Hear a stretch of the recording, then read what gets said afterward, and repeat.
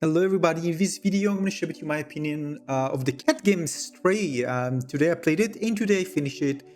It's a short game but packed with magic, and you immediately when you start playing the game you feel that it's different, it's unique, and it's so well made.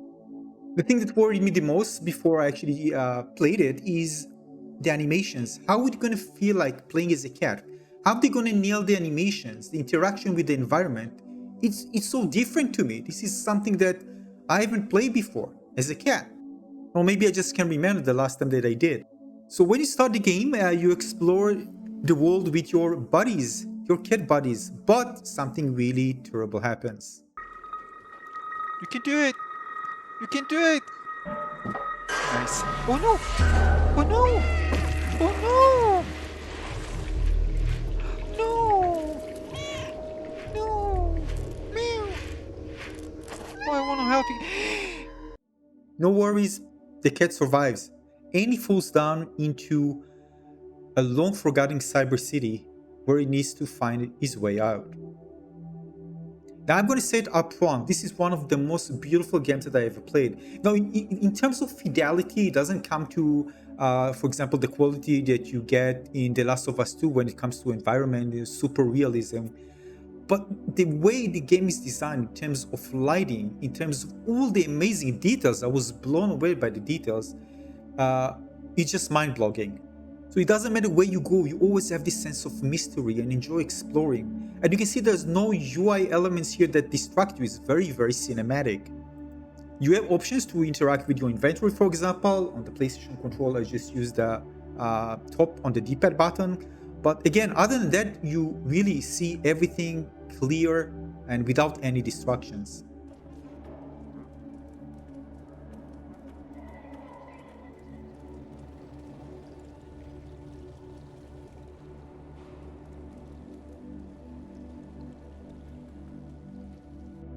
Now, the game mainly consists of puzzles, but it also have platforming, of course, we're going to jump a lot. It also have a stealth and shooting. So all these things combined together to give you kind of a mixed experience with different things to do and have fun with. Now, of course, you need to interact with all these robots hanging around the city, and it's encouraged to do so because, again, some of the hints and some of the quests rely on those interactions. And at any time, you can meow. On the PlayStation 5 controller is you're going to press circle. You can always meow. Sometimes you're going to attract attention of enemies. Something to watch out for. Ready? Let's go!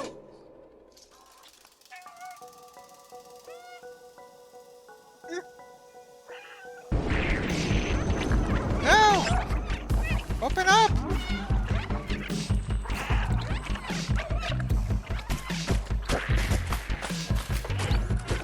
Jesus!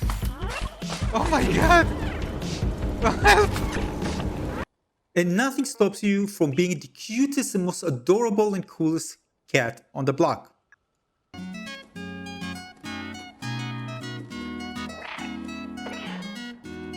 I got a trophy.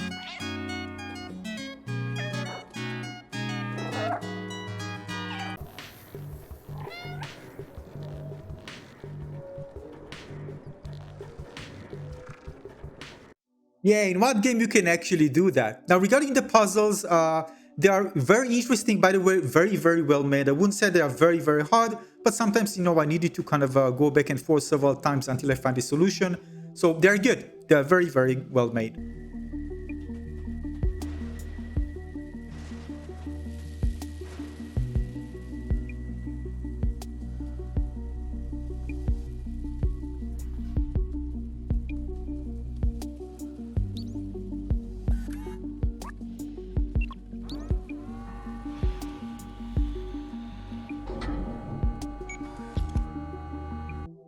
Now, the thing in this game that it takes a bit from many things, but in many cases it's kind of stay thin when it comes to each experience. For example, I really like the shooting part where I kind of shoot with the drone to eliminate those little nasty creatures. But again, it didn't last long. In general, it was just maybe a few minutes experience in the entire game, which is already kind of a short, about 5 hours long. Now, in this aspect, although it feels like, I want to, for example, play with the shooting more, and have more engagement like that with my B12 robot. It didn't happen, and it just felt like, you have those little experiences that you really enjoy, but you just move on to the next one, and some of them actually don't repeat themselves. But the thing is that I thought about it, and I don't mind. I actually like the fact that the game is like that. It's short, compact, and dense, and everything was designed so well because of that. Sometimes you have a very long game and it just stretch out thin. So in Stray, everything that you do is kind of a very, very fun and enjoyable. So although again, you don't have like, a lengthy shooting experience where you kind of stress yourself against maybe waves of enemies, you won't find something like that. But the moment that you do have the combat, it's fun, and I really enjoy that. This is the type of game that, is short, but the developer really tried to perfect every single part of it, and you really, really feel it when you play the game. Now, although I really love action games, I really like that it actually kept the action in balance in this game, because the part that I enjoy the most are the ones that are very tense, especially the stealth. So again, after of course being immersed with the game, I realized that the combat is not the main thing in this game. Just to give you a bit of taste of the capabilities of the B12 robot companion that you have. But the most important thing is kind of telling the story behind this magnificent, very mysterious city. And also seeing how the characters interact with you and with each other. And again, the cool thing is that each moment that you have in the game is impactful, interesting, and fun. So even if you find the game length short, which it is, still every second that you play the game will be fun and very, very memorable. And this is something that I can't say of many games, but I can say on many games that I played as a child, that I want to remember the experience when I play games, and not any game actually does it to me. This one does.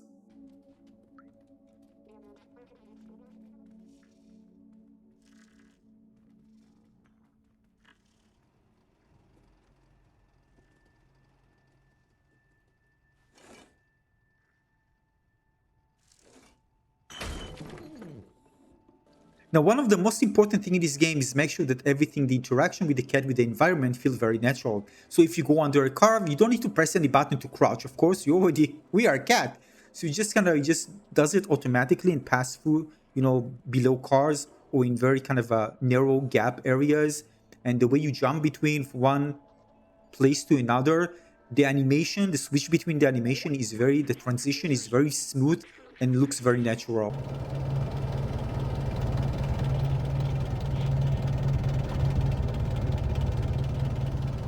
So as you can see, it's not super perfect at times, but overall it was very, very well made. I also encountered, by the way, a bug, especially at the beginning of the game, where I interact with the market person and I just jump where he's located and just couldn't move back. The good thing is that you can actually restore checkpoint and get out of that.